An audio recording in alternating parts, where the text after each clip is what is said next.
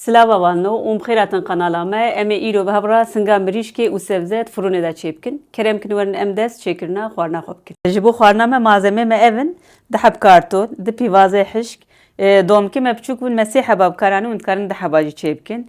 Kûliyek singa mirîşkê heye, piyaneka avê şîr, şîr jî goriya daxwaziya dilê we ye, kevçek xwe, kevçek bîbera reş, hinek rûn û 250 gram nabera 300 gram jî panîrê qaşar heye.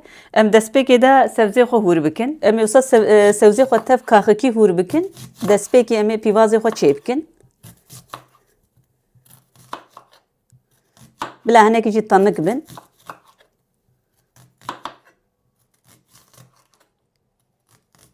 û em ê vêga bixine kasa xwe.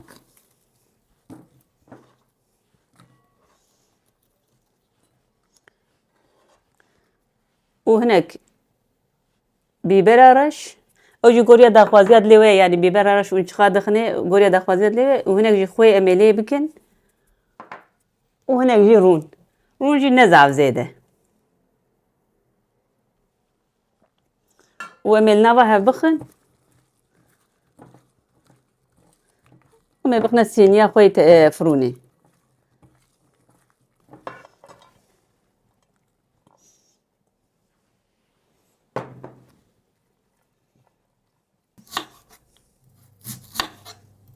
Me kartolê xwe ji aynî wisa kaxikî hûr kir, em ê wan jî dîsa bîbera reş û xwe û rûnê xwe lê bikin û em ê bixine sîniya xwe firûnê.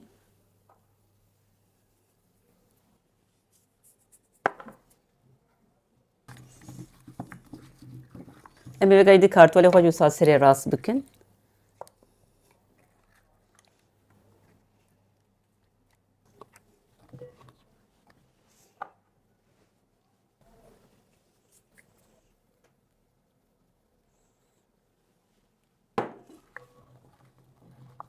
Em ê vêga jî êdî domkê xwe bisa bixine serê, yanî rêzek pîvazê, rêzek kartol, yek dolmek û singa mirîşkê jî em ê bixine serê.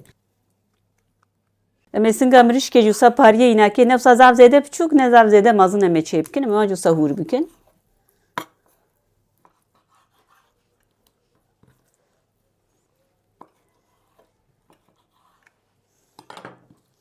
Em wan jî bixine kasa xwe, aynî wisa dîsa bîbera reş û hinek xwe û rûn em ê lê bikin. Yani ev xwarin zêdetir bi bîbera reş xweş dibe dama înakê.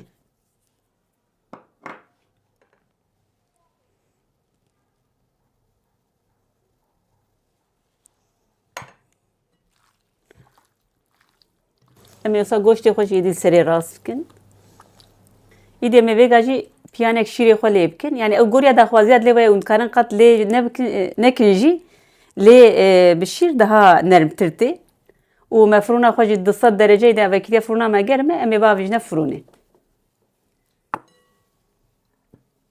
Xwarina me wa saetek û 10 deqet firûnê de ye, îdî wa de la sor bîye. Em ê vêga panîrê xwe qaşar jî deyîne serê û heta soriyê wî îdî sor be em ê ji firûnê derxînin. Belê hevalino xwarina me firûna me de saetek û 20 deqeyê de çêbû. Goriya firûna jî diguhere û dikarin hingê kontrol bikin.